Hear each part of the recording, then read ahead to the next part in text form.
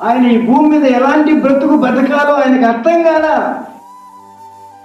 ఎక్కడ చూసినా అవమానాలే, ఎక్కడ చూసినా శోధనలే, పోరాటాలు, వ్యతిరేకతలు, నష్టము, కన్నీరు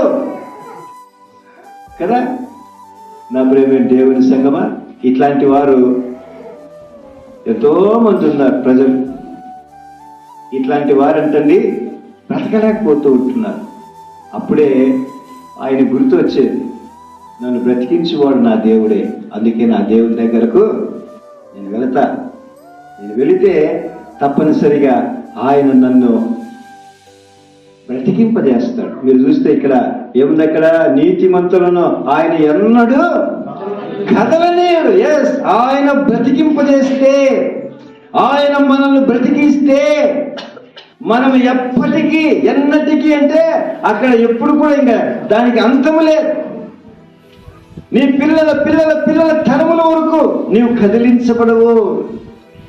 నువ్వు నిరంతరము నిలబడేవాడవు, నిలబడేదానవు. యవనస్తులారా నా మాటలు వినండి. యవన కాలములో నీ భారమును, నీ జీవితమును నీ దేవుడైన యేసయ్యకు అప్పగించు.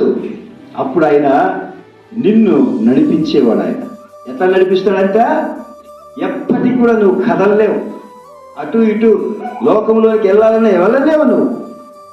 అంత గొప్ప దేవుడు. ఇప్పుడు మీకు అనుమానం రావచ్చు కదా, కదలనీయుడు అంటే ఎట్లా, ఇట్లా కట్టి పడేస్తాడా సార్? కాళ్ళు చేతులు రెండు కట్టి పడేసి ఇంకా గాడిద మాదిరి ఊరుకుంటా పోరా అని చెప్తాడా? నో. కదలనీయుడు అంటే కష్టం వచ్చినా, నష్టం వచ్చినా, దుఃఖం వచ్చినా, బాధ వచ్చినా, కన్నీరు, అవమానము ఏది వచ్చినా వాటిని బట్టి నువ్వు ఎప్పుడు కూడా కదలవు. మన పాట కూడా పాడతాం, కదలకుందువు సీయోను కొండవలే, బెదరకుందువు బలమైన సింహం వలే. హల్లెలూయా. అట్లా కదలకుండా ఉంటావు.